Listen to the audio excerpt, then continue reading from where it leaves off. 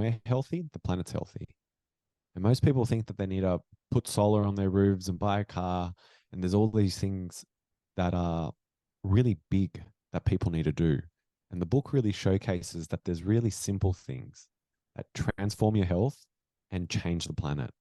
Unhealthy people shit in the river they drink from and call it innovation and progress. We innovate and we develop technology thinking we're so smart, but yet we poison the environment around us. So are we actually that smart, or are we really dumb as we try and create and do all these amazing things at the cost of our air, water, food, the building blocks upon which we exist? We're the issue. The planet is a reflection of us. The climate challenges we face are a reflection of the collective ill health of humanity.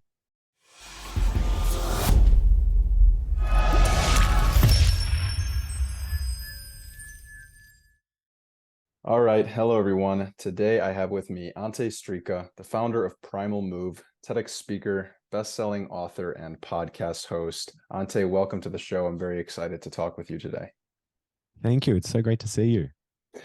So, why did you decide to write this book? It's called Primal Move, by the way, and it was very, very recently published. Tell us all about it. So I published a book this year called Primal Move, and it became an Amazon bestseller in the first week. And what it has to do, it's around healing climate change through healing ourselves. So it's about the correlation of when we're healthy, the planet's healthy. And most people think that they need to put solar on their roofs and buy a car. And there's all these things that are really big that people need to do. And the book really showcases that there's really simple things that transform your health and change the planet. Things to do with like the water you drink, where you buy your food, what time you go to bed, plastics, such simple things. And the reason why I wrote the book was because at the start of the year, can I swear on this podcast or not? Is it Absolutely. PG? Please do. Okay. I woke up with a fucking bee in my bonnet in February, and I was like, I'm writing a book. I'm writing a book on health and climate change because I had a conversation with a friend. And this friend I thought knew everything that I knew around health. She looked healthy. And what I realized was she had no idea of how to overcome some of the health challenges she was suffering. And so I decided to write a book for her and for everyone that I knew that knew in inverted commas what to do, but weren't doing it.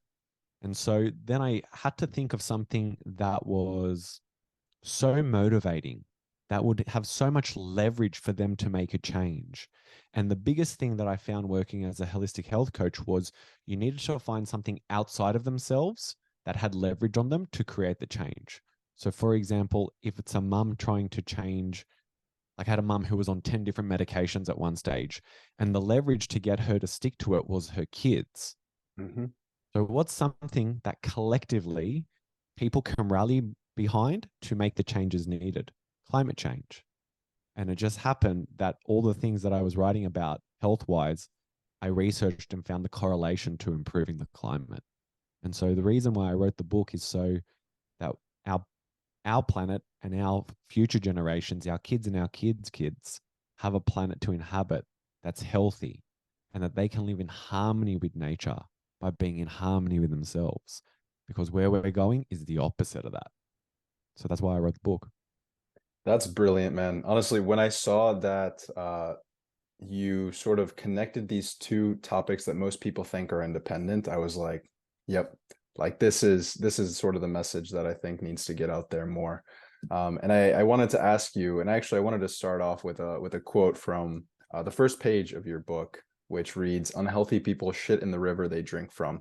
And I read this over a few times because I didn't really understand it. I think I understand it, but I want to give you the chance to explain. Sure. So I was literally driving my car, and one day this sentence pops into my head.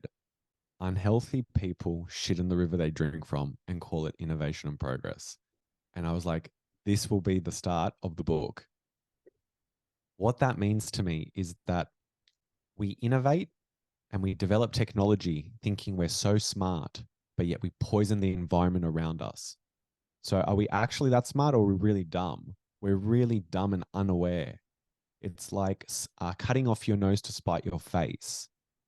And so that's what that sentence means is we try and innovate and create and do all these amazing things at the cost of our air, water, food, the building blocks upon which we exist. That makes a lot of sense to me. Once I got through the rest of your book, I was like, yeah, I see exactly where he's going with that. And then actually, I pulled several quotes here. I hope you don't mind from the book, Yeah, go but for it. the next one was obviously when people think about environmental health and global health and climate change, we think of all of the solutions that we read in the media, we listen to in podcasts, we listen to on the radio, and you write that the solutions offered by the government and activists and scientists might help, but they're not going to address the underlying cause of the issue. And so, what is the issue, which we've already sort of hinted at here? We're the issue. The planet is a reflection of us. The climate challenges we face are a reflection of the collective ill health of humanity. For someone And hearing so, that and thinking like, that's how is it possible that the individual is so crucial? The health of the individual is sort of tied to environmental health. Where do you begin explaining that concept? okay, I'll pick something really simple. 1% of greenhouse gas emissions is due to obesity. If the world just got in the healthy weight range, we're not talking super fit, healthy weight range, we'd save a forest each year the size of Slovenia. Size of Wow. Slovenia, just by being in the healthy weight range. Food waste contributes 8% of global greenhouse gas emissions. If we just stopped throwing out food, bought less, composted, had chickens to eat the scraps, you're talking about 2 million cars off the road in emissions. That's what that looks like. So I'll give you one more, and this is a great one. The air that we breathe comes from two sources. We all know it's trees, but that's only 50% of where the oxygen comes from. The other 50% comes from the ocean, from something called phytoplankton. Now, phytoplankton work the same way as trees, where they take carbon and with sunlight, and then they produce oxygen. But when we poison the oceans with our plastics, when we buy plastic bottles that end up in the ocean as microplastics, these impair the phytoplankton's ability to produce oxygen, right? So essentially, by buying plastic and it ending up in the ocean, we cut off our own oxygen supply. And I think in the book, it was like 99%, or I know it's above 90% of people in the world have unsafe levels of air quality according to the World Health Organization. And the way you breathe is the number one way the body detoxifies itself. And I'll hit it home with one last thing. The phytoplankton. The way the phytoplankton gets stimulated to grow is through the poo of sperm whales. So as we poison the marine life, we cut off the oxygen supply. We are so interconnected into the whole system. And I wanted people to see that their individual choice had a flow-on effect and they could actually tangibly see the effect, because it's so good to say, oh yeah, don't buy plastic. Well, yeah, so what? Like sometimes they do, sometimes they don't. But if you know that if that plastic bottle ends up in the ocean, you're poisoning the oxygen supply and that has a flow-on effect to health diseases for you and your family, Right. that's a very different decision to make. Right. I feel like that's probably for most people, it hits closer to home because it's literally a direct lever where it's like, okay, yeah, it's not just the sea turtles getting their necks wrung by plastic. It's literally comes back to my health and the health of my family. Yep. I want to touch on something you said. So you said, was it 1% of greenhouse gas emission is due to obesity? Yeah. Okay, how is that exactly? Is that trying to think. Is that like medications that they're using, like increased sort of resources being used to try to, like in medical sort of treatments, or what is that? Where's that coming from? So the 1% basically comes from them eating too much food miles, food waste, Mm-hmm. the combination of it, all those things. Okay. Okay. And I really liked what you said in the book about sort of, I want to sort of backtrack here. You mentioned this concept of see, do, and get, which is, sort of comes from your first principle of think. And I want to sort of dive into it a little bit deeper because it made a lot of sense to me. So could you briefly explain what that means and why it's sort of crucial for us to sort of start working on our own health? Okay. So I'll backtrack. So you spoke about the first principle is think. Mhm. In a hierarchy of health, the psyche trumps everything. You can think yourself healthy, you can think yourself sick. In the book, there's a specific order each chapter's in: think, breathe, hydrate, nourish, move, rejuvenate, connect. Think is more important than breath. Breath is more important than hydrate. You can only go 3 minutes without oxygen. You can go at least 3 days without water, right? But how many people breathe correctly? And then on top of that, how many people think correctly? So thoughts, or the chapter of think, is the summary of our thinking and our feeling. So see, do, get. What we perceive in the world or what we see is what we do. So we see an opportunity or we have a belief, right, that someone is a bad person or that someone is a good person. This is what we see. And then that leads to the actions that we take or what we do. And what we do leads to the results we get that reinforce what we believe or what we see. So the perception of how we perceive the world is see, do, get. And when you understand that literally everything in your life is a reflection of your own perception, then you have the ability to break the matrix and take full responsibility for what's being created in your life. And that's what's missing in the world is there's a lot of people that are in adult bodies and they're inside kids because they're not willing to accept that they are the creator of everything, everything they like, everything they don't like. We create it all collectively, individually. See, do, get. How do you start that process of sort of getting someone to understand that? I have to get them healthy because it's only when you're healthy then do you have the energy to then look underneath the cover of what you buried and what you don't want to take responsibility for. But if you're in mental, emotional, physical, or spiritual pain, you can't look after yourself. That's why in the book you saw the I we all. So I'll describe I we all for everyone. There's a concept in my book where I talk about this model. It's essentially like Maslow's hierarchy of needs, right? It's I we all. First, we need to look after our individual needs.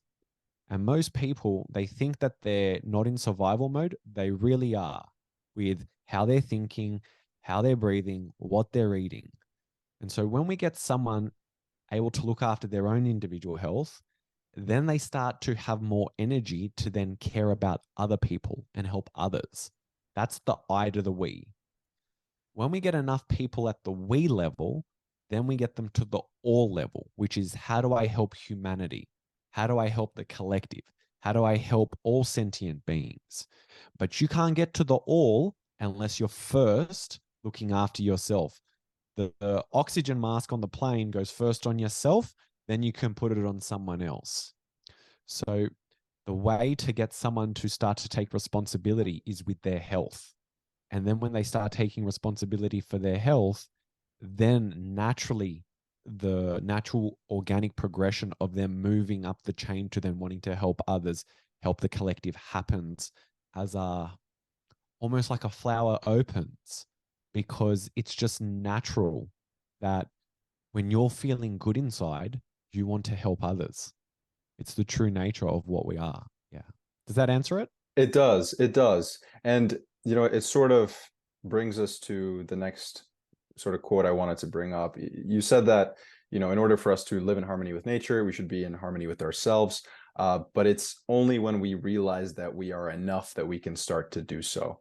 And so I wanted to sort of understand, how do you get to that point of realizing you're enough? Is it sort of like you said, you get healthy and then you sort of have this improved mood regulation, sort of more stable in your sort of thought process. You have more energy to deal with like all the emotional baggage and the negative thoughts that you have. Is that sort of what you mean there?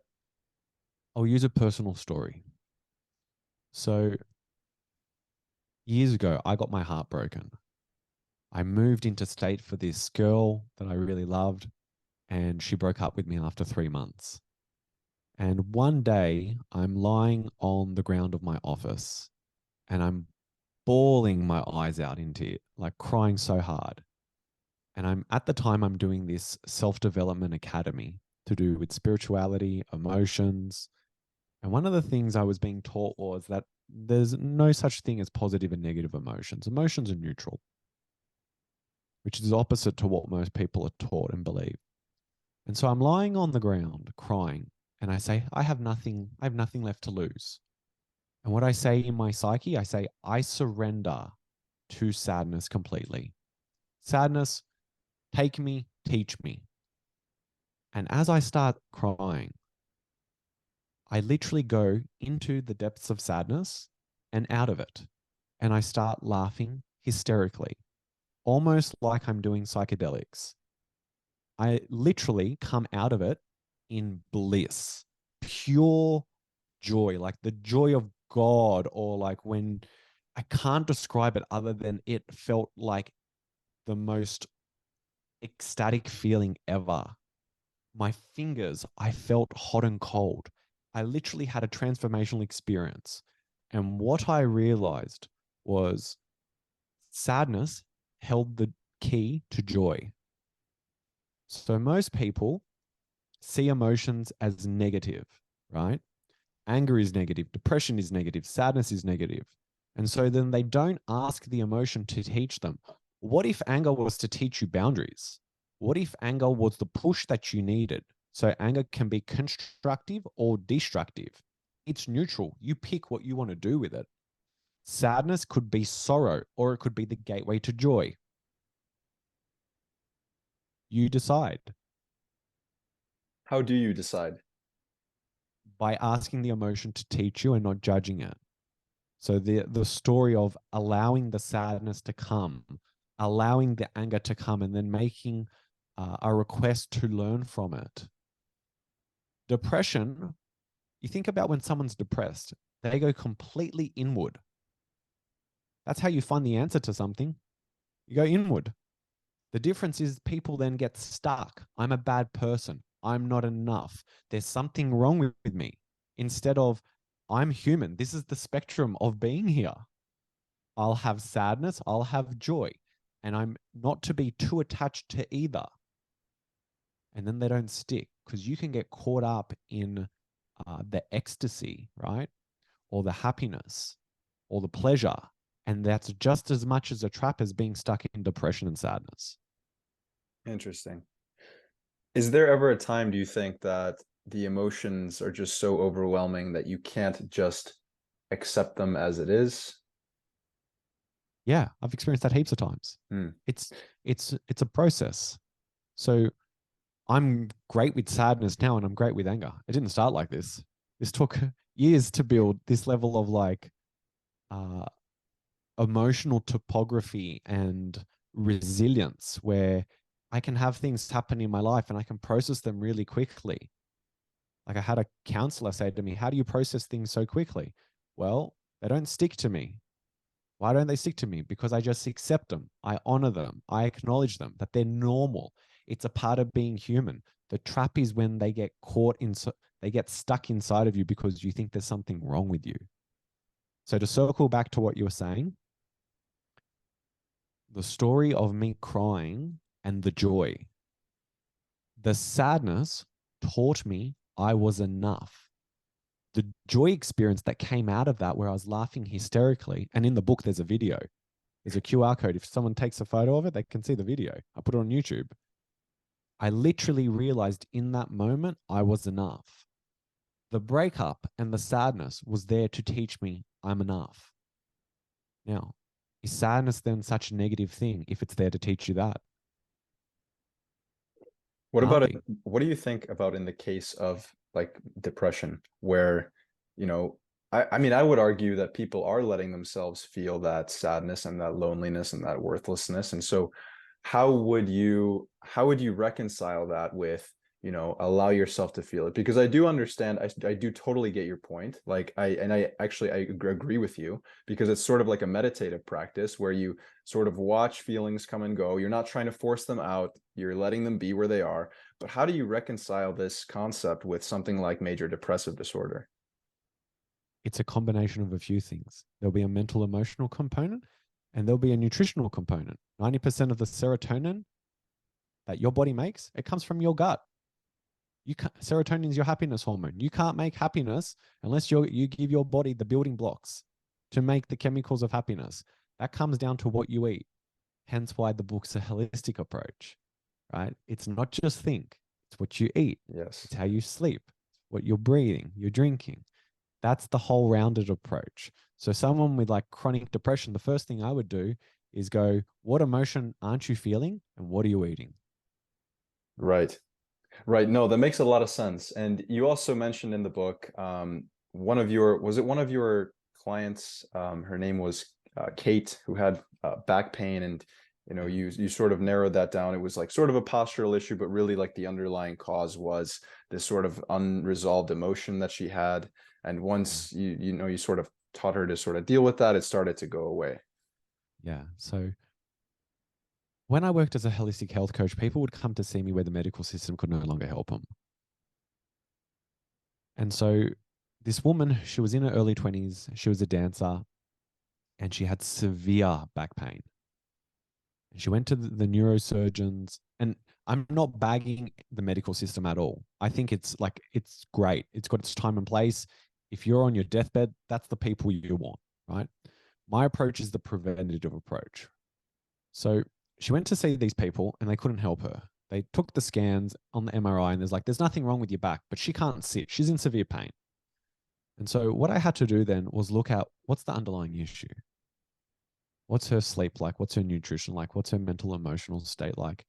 And the real crux of it was she had a huge fear that she was going to be left alone because her dad had cancer.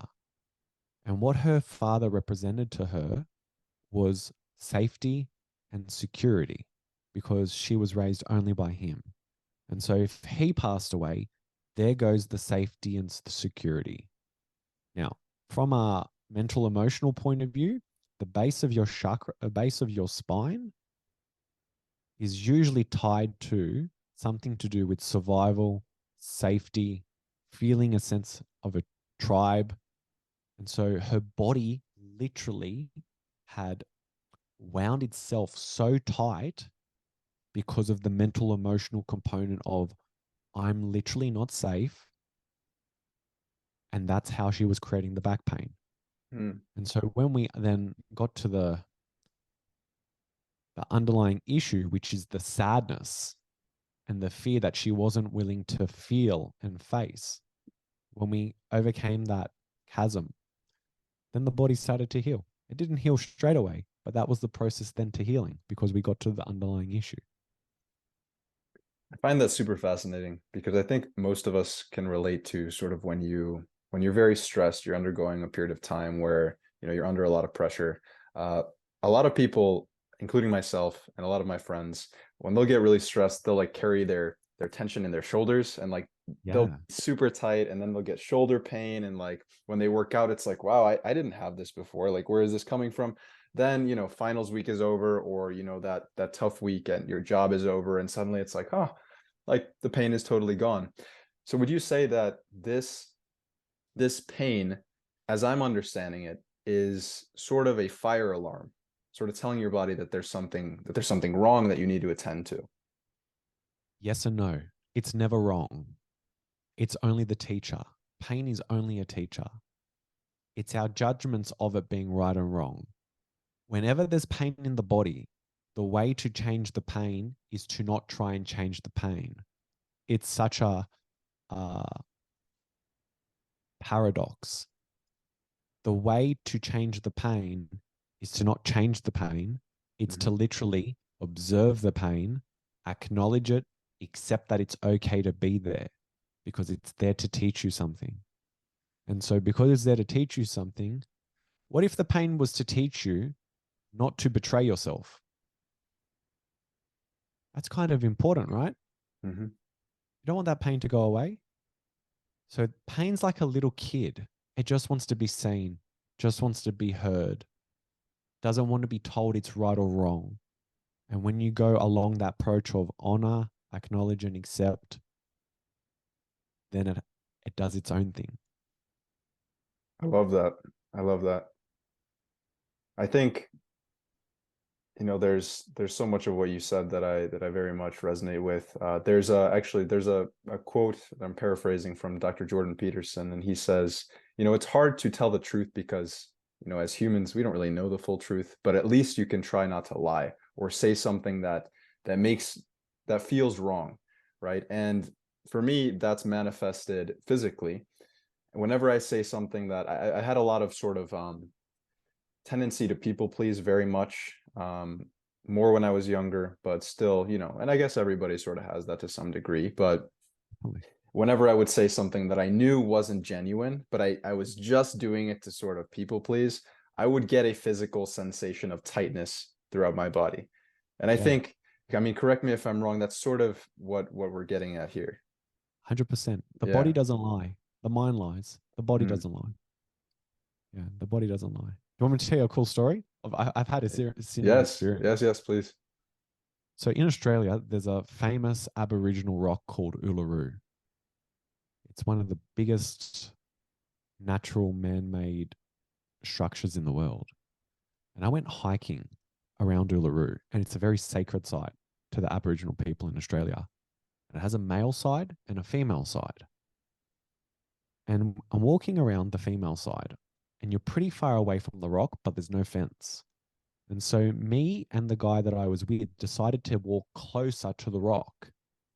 And as we start walking closer to the rock, I literally feel a pain in my heart. And I was like, oh, that's a bit weird. I don't usually get that. And so we kept walking. Warning bell number 1.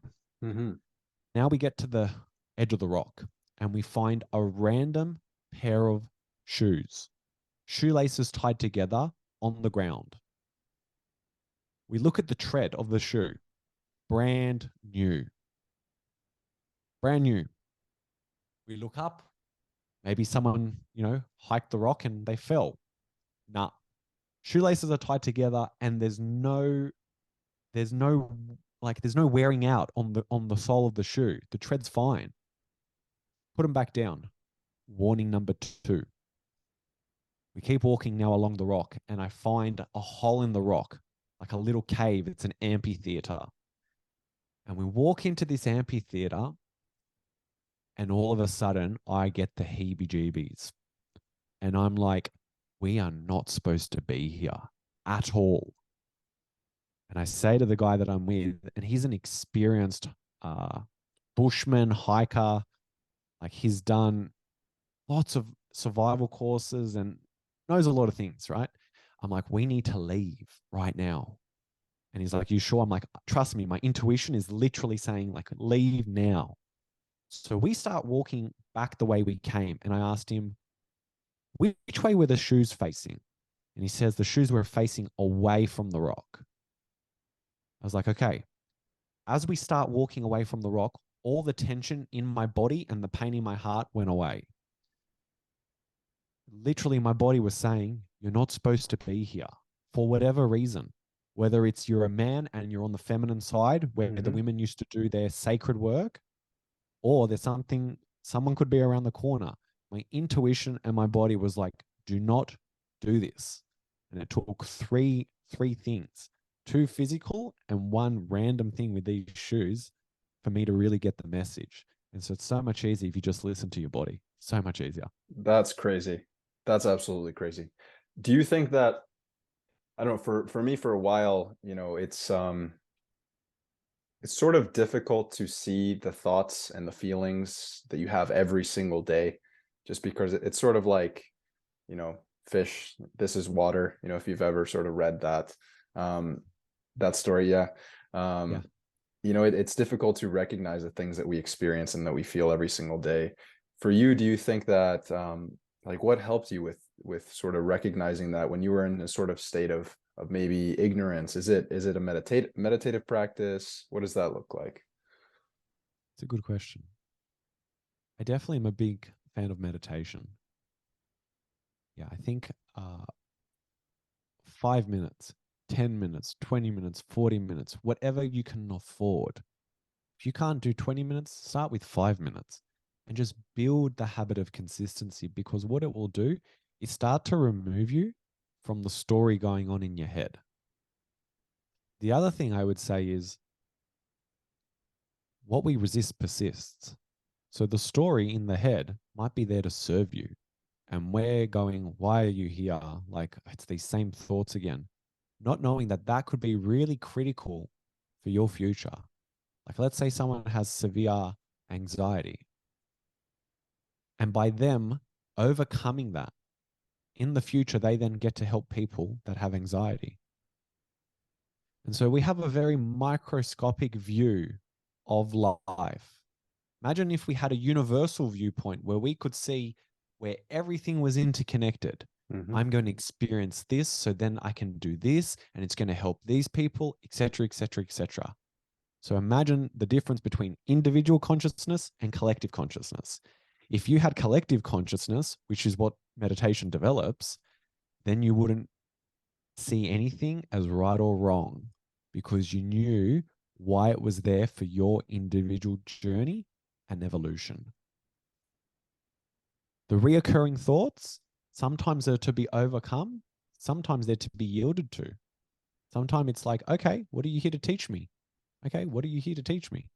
Oh, you come up all the time as a reminder of that I have low self worth, or for me to stand up for myself, or for me to um, realize that like I'm out of balance, and you're asking me to spend more alone time so you can, so I have a connection to my soul, to my spirit, so then I can make decisions that are in alignment with the whole collective world and nature instead of my ego.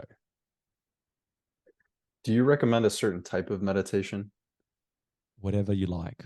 Hmm. There's one I've gone through a few. For me, I go old school. Sit, focus on your breath. The thing I'll say about meditation is most people think that their mind should not be busy. That is not what meditation is meant to be.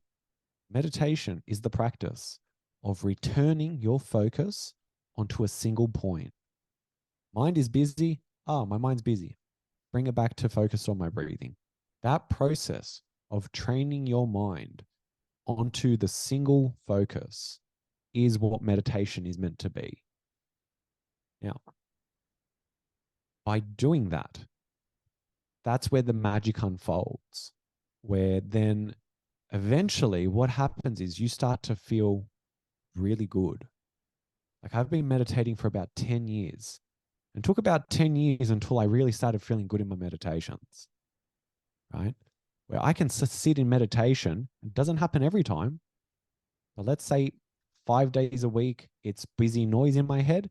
The other 2 days, it's like pure like bliss.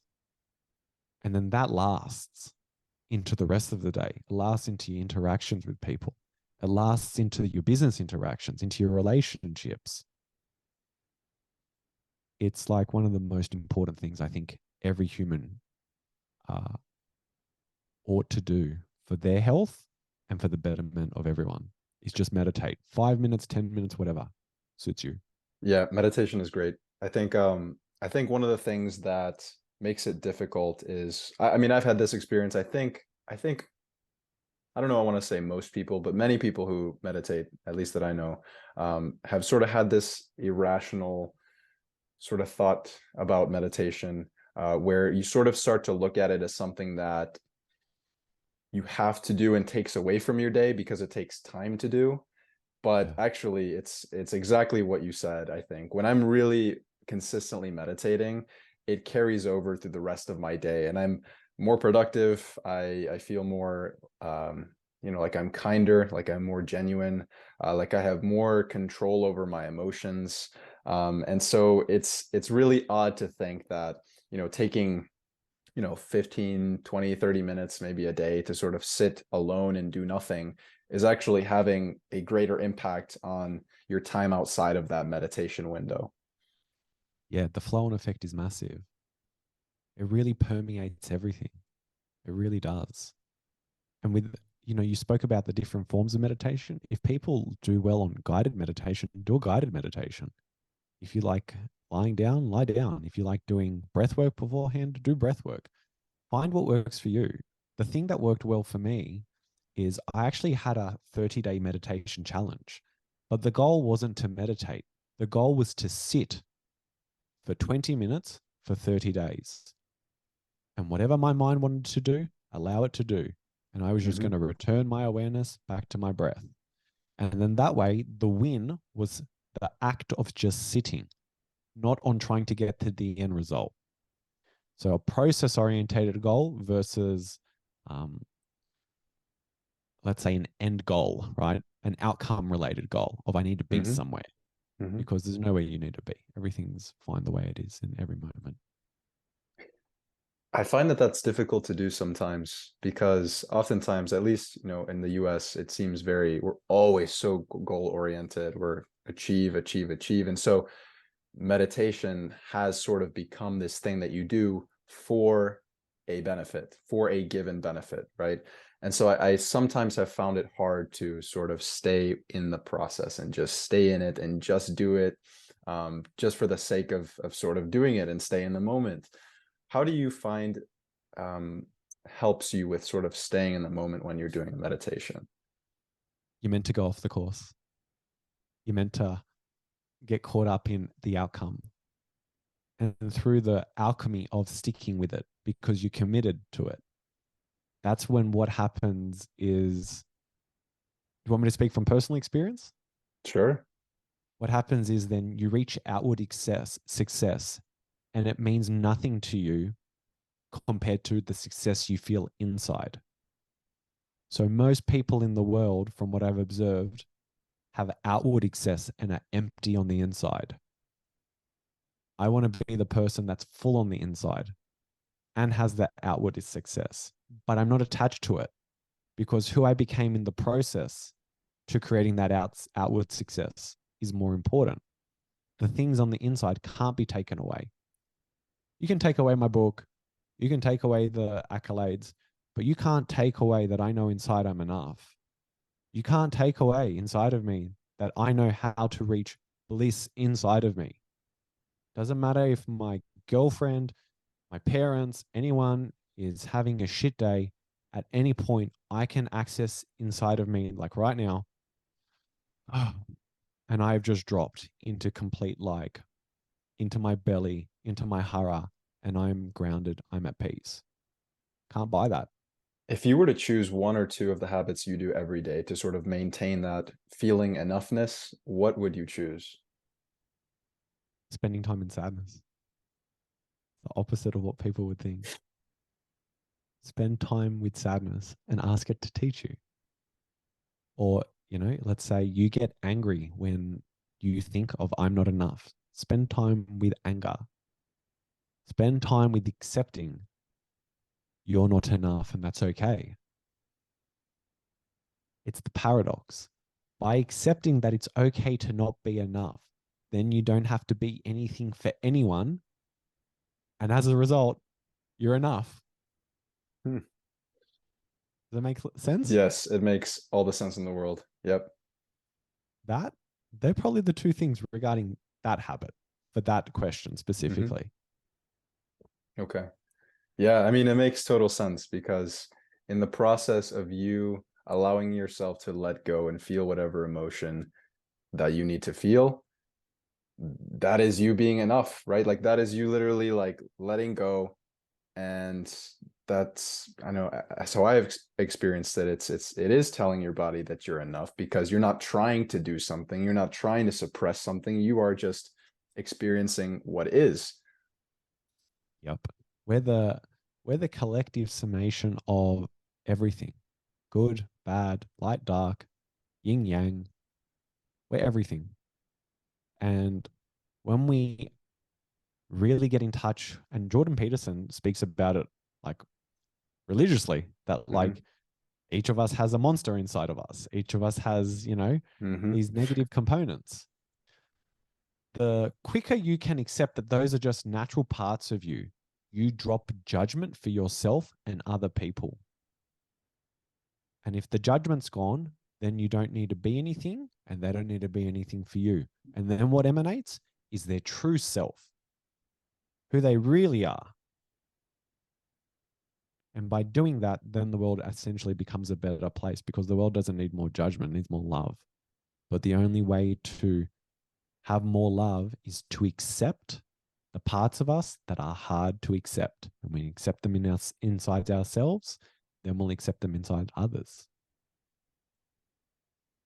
I think, especially as it relates to depression, you mentioned that a lot of these things are there to teach us lessons. And in my experience, and the experience of a lot of people that I know who have experienced very severe depression and recurrent depression, that is what it is. It's like every time they go through something like that, it's like, all right, I get it. I understand. Maybe I'm not really being who I am. And I sort of feel like my whole being is suppressed because that's what I'm doing to myself. Maybe it was, based in childhood trauma. Maybe I wasn't allowed to be who I actually am. And so I repressed my authenticity. And that's a habit that I've had for so long that it eventually led to depression. It's hard to sort of reason your way through that.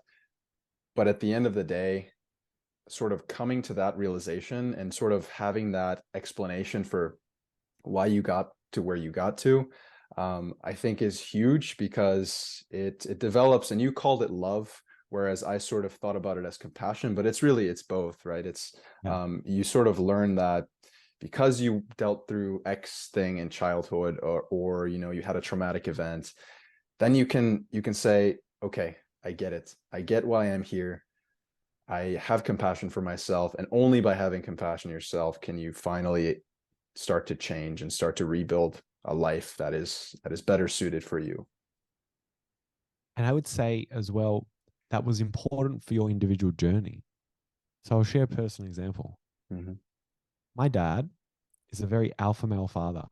He was in the special forces of an Eastern European country. Came out of jumped out of helicopters, left in the desert, that type of stuff.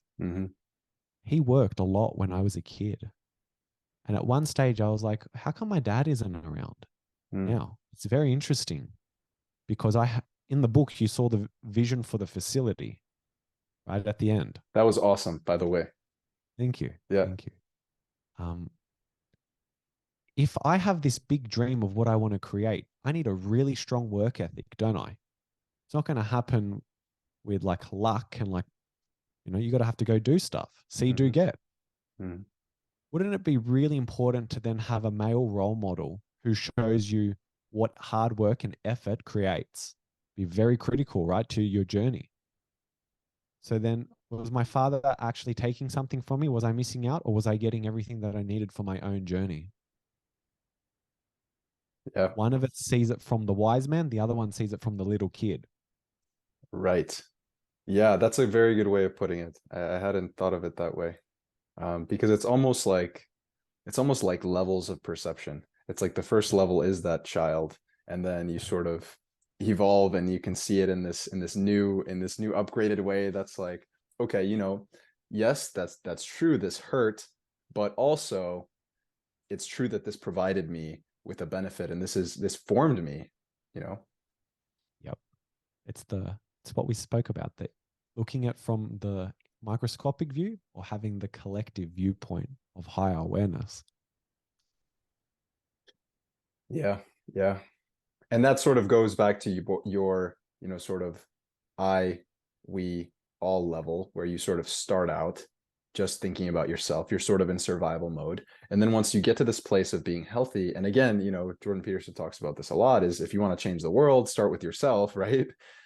then you progress to this sort of level of thinking about your community and, maybe this county that you live in. And then finally you get to this all that you're talking about, this sort of like collective consciousness where you can feel like you have something to give to the world, and you're going to do your best to try to accomplish that. So I love that. I love that message, and it makes a lot of sense, that sort of progression through the different levels there.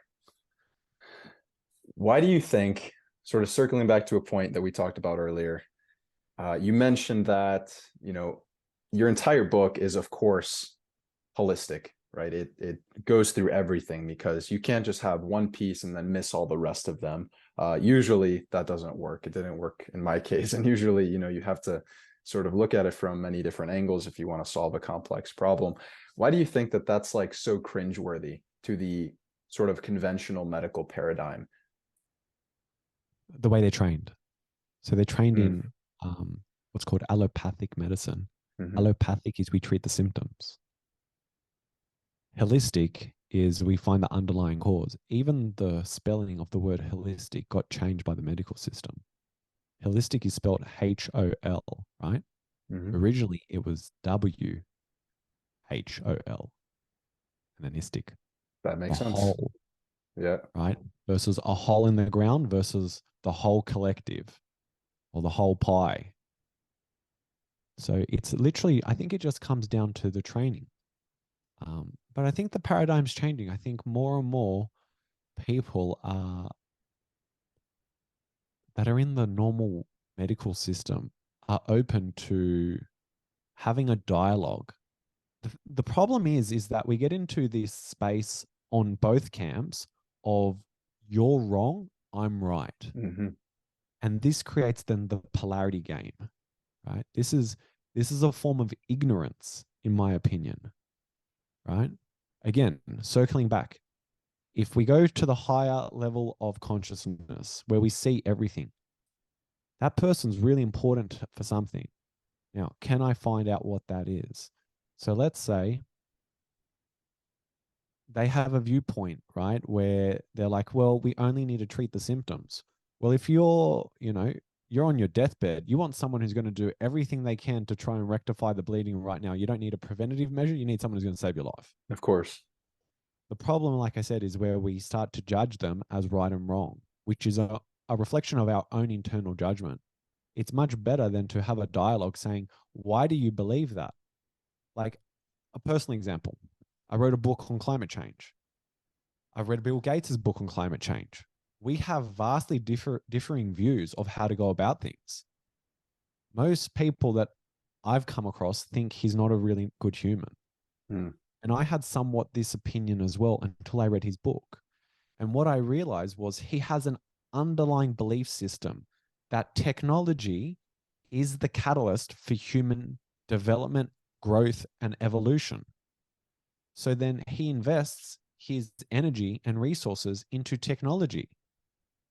If I have a belief that living in harmony with nature, because that's been my experience, creates health for me and the planet, well, then I'm going to do things and pick things that are more harmonious with that belief system. He's not a bad person. I'm not a bad person. We just have differing viewpoints. And by having a dialogue, then we can understand each other and then come together and work together. But if we're on the spectrum of who's right, who's wrong, it's just a disaster and it just leads to more suffering, more violence. And that's what the world's got at the moment. 100%. That's part of what motivated me to write my book. Is, part of what led me to sort of get to this state of depression was that, first of all, my ego is pretty inflated, which means that you can't really see the world as it is. You see the world as, through the sort of filter of your own belief system. And my So you belief do system get was, right. My belief system was very flawed. And I took the lesson from depression, which was exactly that. And I realized that I wasn't the only person that happened to. And so I realized, maybe, sharing this story of learning how to relearn and sort of dump old beliefs and sort of set new values that I actually think are important maybe that's something that other people could benefit from, especially at a time when people are so polarized and so unwilling to hear the other perspective without vitriol. And so I totally resonate with what you're saying. So how important then was depression then to your story and then to help others? Pretty important, right? Very important.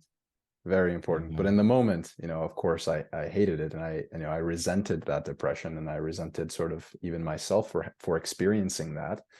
But you hit the nail on the head, and I had to let myself fall into that fully so that I could, not consciously, of course, but I just did, and that gave me the lessons that I just shared. Well done. Thank you.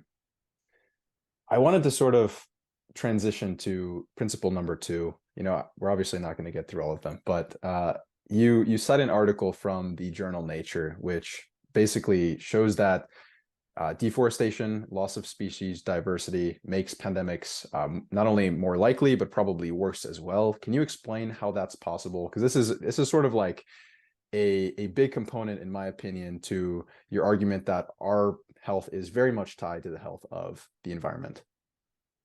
Yeah, this was interesting when I came across this. This was especially what we experienced in the last 2 years, right? Yes.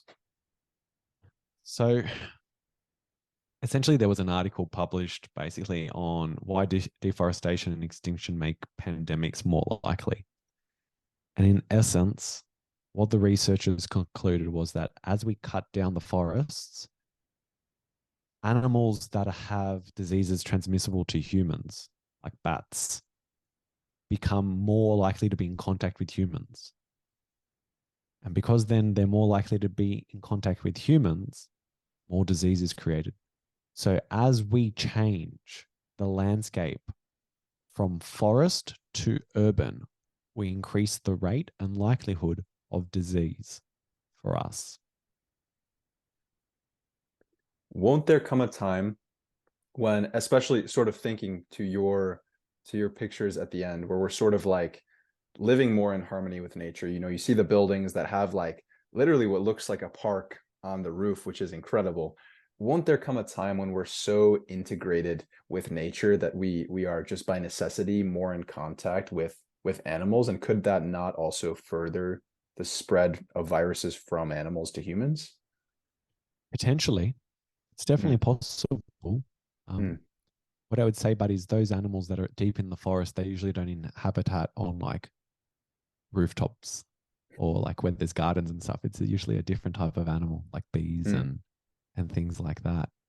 Um, it's definitely possible, but yeah, Hmm.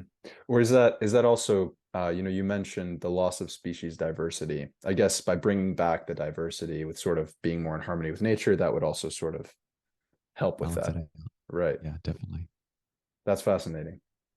I found a study sort of midway through the pandemic, which showed that there's a sort of type of air pollution called like particulate matter 2.5, which is basically just sort of denotes the size of the air particles in the air. Yeah. And it's linked to the risk of blood clots, respiratory conditions, and actually fascinatingly, and I came across this because of Dr. Zach Bush, so this was not my own research, but I did He's find great. the sources. He is. And it's linked to around a 10% increase in the COVID-19 death rate. So every tiny little increase in this PM 2.5 actually leads to this pretty remarkably high increase in the COVID-19 death rate, which I thought sort of also related to this argument. 100%. One thing I couldn't understand was the way the immune system works is threefold. Number one, the number one way the body detoxifies itself is through its breath. What were we told to do? Cover up. Number two, the way the immune system works is through what you eat. There's hardly any education on that. Number three, sunlight helps increase your immune system. Told to stay indoors. The three facets that create health and immunity, we were told to do the opposite of. That's not me saying that. There's so much research on this. So I don't know. 100%. Seemed a bit. I understand in some levels why they suggested what they did. Um, what I would have loved was some more education regarding how to be preventative, and I know there's a lot of stuff coming out now post pandemic of like what was truthful, what was not. And Hmm. I think the next couple of years will be very interesting. I think trust was broken for a lot of people in the public, and people that were um, had faith in our medical system and in our governments. I think some people lost that, right? Hmm. Because they essentially weren't given a choice. And when you take someone's choice away, then I'll give it to you in a really good analogy. If someone said you can't do something, what's your first inkling? I'm You gonna want to do go it. do it. Hmm. Exactly. When you give someone two options and you say you decide, you're an adult, you make an informed decision. It's a very different way to relate to people. The first one is like an adult and a child. The second one is an adult and an adult. So Yeah, 100%. I think more people need to just learn how to be healthy, and then they can make healthy decisions. Healthy decisions, healthy people, healthy planet. I think you're right. I think some people came away from the pandemic and they had much less trust in sort of health authorities and sort of the conventional wisdom that they espouse. But I also think there was also a part, and I don't know how big this part of the population was, but I think there's another part of the population which actually got even more entrenched into their belief system that, scientific research is God, and that this is sort of like this pseudo religion that you can't question, which is of course the absolute opposite of what the essence of science is all about. Science is supposed to be about questioning. It's supposed to be about new information coming up and replacing the old. But it sort of seems like, I don't know, do you think that happened with some people where they sort of got more entrenched and now they're even less open-minded? Yes, but not for the reason that you think. They looked for only the research to validate what they see, do, get. So they listened to the authority. They didn't actually go look at the science Right. because the science said opposite, Yes, it did. right? And then you could find science that validated both, and then you get to make a decision. Hmm. That's the point of being an adult. But if you gave away your power and just looked for ways to validate what you believed, whether that was for or against, that to me is a form of unawareness. When I went to school, I did a class called Philosophy and Ethics, and the teacher was the head of the religious department. I went to a Christian school, and she described herself as a Buddhist Christian at a Christian school. She's the head of the department. She's describing herself as a Buddhist Christian. Whenever she would give us a topic, we would only receive full marks if we could argue for and against a particular topic. If we leant one way, we failed. So, as an 18-year-old, I had to argue for abortion, for and against, at every level: government, women's rights, spiritually, everything, for and against. That served me really well then to staying open to other people's opinion and having the dialogue. Dogma creates disease. I'm right, you're wrong. I'm vegan, you're carnivore. Hmm. Not having the awareness that everything is a season in life, everything is impermanent, everything is constantly changing. And when you're dogmatic, you're not changing, therefore you're stuck. But if I'm fluid, if I stay open, then when my body changes into a different season, I don't have to go through the pains of life because I'm willing to move with the flow of life and where it's going. That's a metaphor for the way we relate with ourselves and with other people. Wow.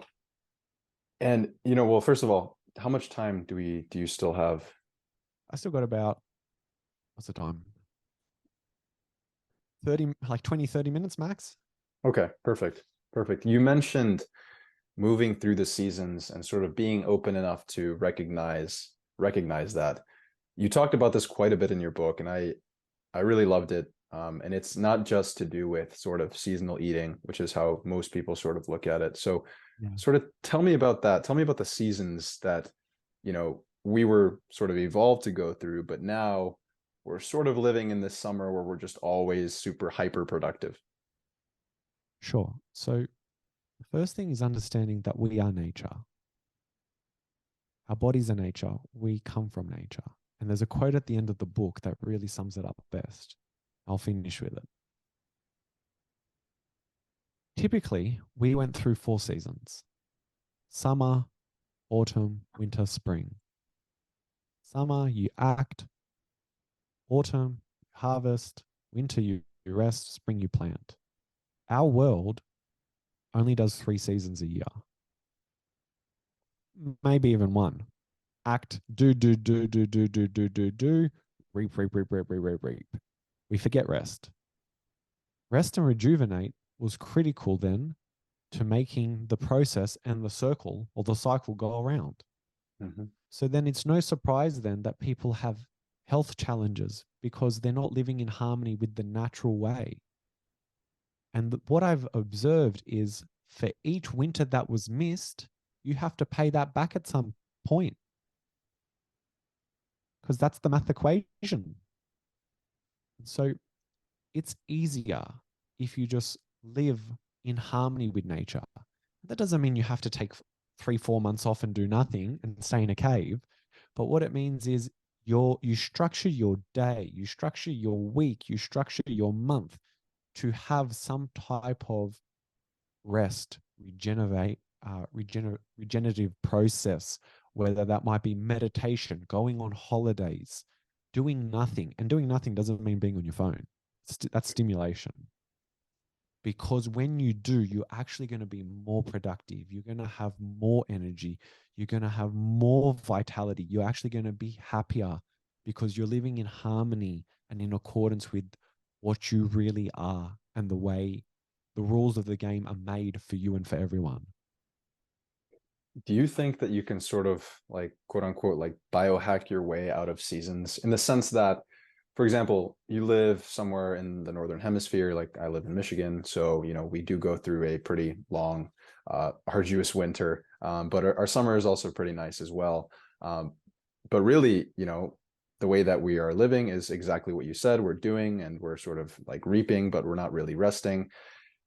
Traditionally we would, part of what Thanksgiving was about, as I sort of understand it evolutionarily, is, you sort of eat as much food as you possibly can. The fruit is ripe. You're sort of like, you build up fat mass to sort of stay through the winter, and then that's where you have your rest period. So a few questions here, a few different ways we can go here, but is that sort of a healthy thing that we should strive to do, is sort of almost mimic that, where you do gain more weight closer to the winter and sort of like the cut happens naturally in the summer? Or do you think that we can sort of supplement with like vitamin D and maybe have some red light therapy during the winter, and maybe buy like these light therapy devices and UV devices? And can we biohack our way out of that, or should we find a way to actually really stay in harmony with the nature around us? Let me answer your question with a question. Why would you want to biohack your way out of it? My first inclination is to answer with to be more productive and to maintain a summer year round. There's your answer. So Right. to avoid the natural cycle, to do Yeah. more. Yeah. And that's the illness of our culture. More is not Right. better. And Right. why are you doing more? So you can be more. And why are Right. you trying to be more? Because I'm not enough. Yeah. There we go. Full circle. Yeah. How would you sort of reconcile the fact that many people, no matter what season it is, they do have to work really hard, and they can't, sort of hit the brakes for a few months at a time? Like, how would you just include more, maybe increase the sleep quantity and quality, or increase meditative sessions during the winters? Like, how would you sort of go about doing that, even if you have to really be at the grind the whole year? First thing I'll say is, why do you have to be at the grind of the whole year? Like if you're like a single Mm, parent and you've got to like mm, work your ass off to like feed 3 kids, fair enough. Right. If that's the example we're going with, cool. Let's go with that. But if it's not that, and it's just like, I'm a single guy and I just want to be super productive and like reach my goals, that's a different conversation. Mhm. We'll use the first example. It's going to be really important then that your day-to-day habits have a level of rejuvenation in them. Your sleep has to be excellent. Time alone, whether it's 5 minutes or 20 minutes or whatever it is you can afford, is critical, because that is where the rejuvenation happens. So, depending on where you are in your life and what's going on, you make it work. That's why my book and my process is principle based. It's not the rules, it's the Mhm. principles. So you make it work with whatever your circumstances is. If you can have 2 months off, have 2 months. If you can have 2 weeks, have 2 weeks. If you can have 2 hours, have 2 hours. But that 2 hours is going to be better than having nothing. That makes a lot of sense. Yeah. And I love the way that your book is structured, because there's the principle part, the beginning of each chapter, and then you have a whole bunch of exercises that you can, so it's not just the theory, it's putting it into practice. And I heard you talk about this on another podcast where you mentioned bioindividuality, which speaks to exactly what you're saying right now. You can't, it's not the rule. You don't just go and copy that rule and paste it onto yourself. You go and see what works for you, find the meditation that works for you, find the movement practice that works for you. All of these things are, they can be modified to sort of suit your needs and the things that you enjoy. There's a reason why it's like that as well. I want you to be the authority. I don't want me to be the authority. I want you to build a relationship with your body and your intuition and trusting yourself, where you then know, if I do this, I feel good. If I don't do this, I feel shit. Mm-hmm. Then you don't need no scientific journal, even though there's 180 references in my book. Then you don't need any scientific journal to teach you what you know inside to be true for you. You don't have to look to the expert or the authority outside of you. You are the expert or authority.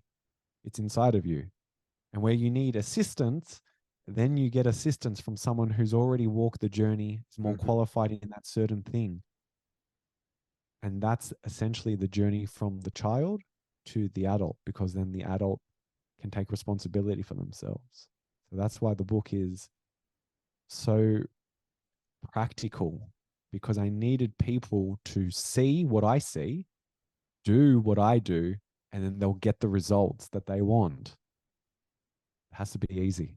It has to be take a photo of a QR code, get the meditation. It has to be like try this quick breathing exercise. So then there's something that it's imprinted inside them. They're embodied something, and then that seed will grow over time.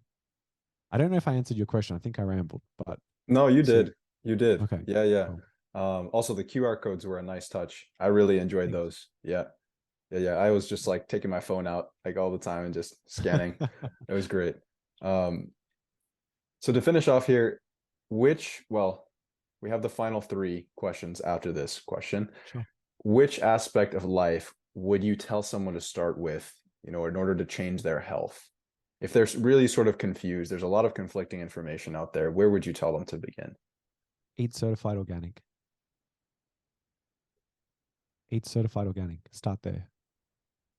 Reason why I say start there, twofold. Most people think that like certified organic is just like overpriced hippie food. And it's really not. When you read my chapter on Nourish, you get a really good understanding of soil science and how it really works. But in essence, certified organic is farmed in a way that's more harmonious with nature, because they don't use pesticides and artificial chemicals. Pesticides are sprayed on conventional produce, and pesticides have been linked to cancer.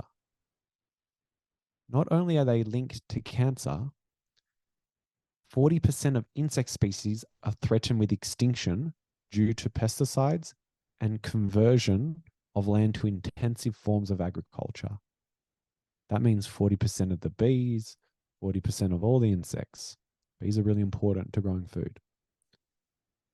When you eat certified organic, as I said, you have less toxins in your body. The second thing is it's got more nutrition. So then you can repair your body better. Mm-hmm. And when something has more nutrition, you actually eat less because your body has this thing called satiety. Satiety is fullness. When something is really nutrient dense, it's got lots of nutrition, therefore it fills you up. Your body has reached max level. So there's threefold. Number one, certified organic, less toxins. Number two, more nutrition. Number three, it's better for the planet because of the way it's farmed. So that's the first thing for sure. Awesome. Awesome. Yeah, and that makes a lot of sense. Especially considering the fact that, as you talk about in your book, we are nearing the sixth mass extinction event, and what would be a huge contributing factor to that if the bees were gone, if the insects were gone that literally pollinate the food that we eat every single day.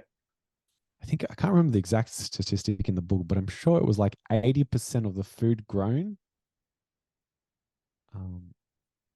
Maybe it's in Australia. Pretty sure it might be in Australia. 80% of the food grown that we eat has some level of influence through bee pollination. Yep. Yep. And you also mentioned this we didn't get to talk about it, but in your chapter on Connect, talking about radiation and how things like cell towers and those affect the pollination behavior of insects as well. Yeah, that was scary when I came across that, how it changes their flight paths and their behavior and Yeah. and then the levels of like EMF pollution from the 60s to now, it's like 1,000 times more radiation that we swim in. Yep. Yeah, it's pretty scary. It's pretty scary. Although there's quite a bit that you can do about it, as you also outline in that chapter. Yeah, definitely. There's definitely some things everyone can do. So to wrap up here, well, first, tell people where they can find out more about you. Sure. So you can find me on Facebook, on Instagram. It's just my first name, Ante, Ante. My surname, Strika, Strika. Or you can find my book on Amazon. Just type in Primal Move. I have a podcast, the Primal Move podcast. And yeah, my website, my first name, surname.com. Yeah, the places people can reach out to me. Awesome. And I'll link to those in the show notes as well.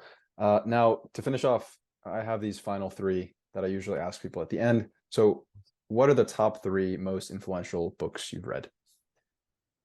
Autobiography of a Yogi. Um, I feel like I need to go look at my bookshelf. Let me think. How to Eat, Move, and Be Healthy by Paul Chek. He was one of my teachers and mentors. And the third one, The Book of Joy by the Dalai Lama. It's an excellent book. It's actually, I think they're making a movie on this now with Desmond Tutu as well. So the Dalai Lama and Desmond Tutu. Yeah, they wrote a book together called The Book of Joy. It's very, very good. Okay, I'm writing that down. What is your morning routine? Good question. So this is what it usually involves. I wake up, I make my bed, and then I go for a walk in a national park on the beach. And what I'll do is I will do some incantations, right? Because when I wake up, my mind is so busy and there's usually a negative stream of thoughts. And so what I've done is start to then focus on what I want straight away, right? So I'll say some incantations and then I will say about 20 things that's great about myself. So it might be like, you're smart, you're humble, you're determined, those type of things. After I finish that, I do this practice where I say, I love you, Ante. You are lovable. You're worthy of being loved. It's safe to be loved. It's safe to be you.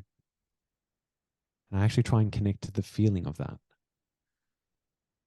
That usually takes me about half of my walk.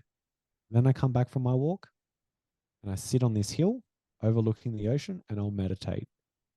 And it might be 20 minutes of just silent meditation and 20 minutes of doing like a Joe Dispenza guided one, depending on how I feel like. Sometimes it's one, sometimes it's both. It just depends. Some days it's 40 minutes, sit straight in meditations. Other days it's just whatever. It's just about showing up. Then I'll jump in the ocean, go for a swim, and then I'll come back and start my plan for the day. And I schedule into my calendar what needs to be done, what's a priority, and I break it down into little chunks of like, what are the critical things? If I could only get one thing done today, what's that one thing? And that's where I start investing my energy. And what's your favorite podcast that you listen to right now?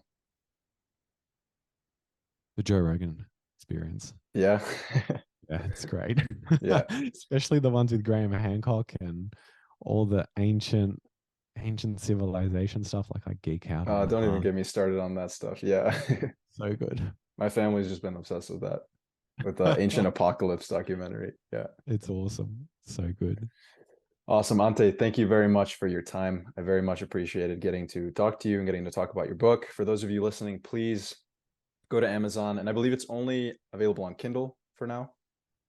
Yeah, only available on Kindle, I think, in the Okay. USA. Oh, no, but you Yeah. can buy it physical as well from, I think, Amazon Australia or from Lulu. Okay. Okay. Perfect. Yeah. And I'll also have the link to the book in the show notes so everyone can go check that out and grab a copy.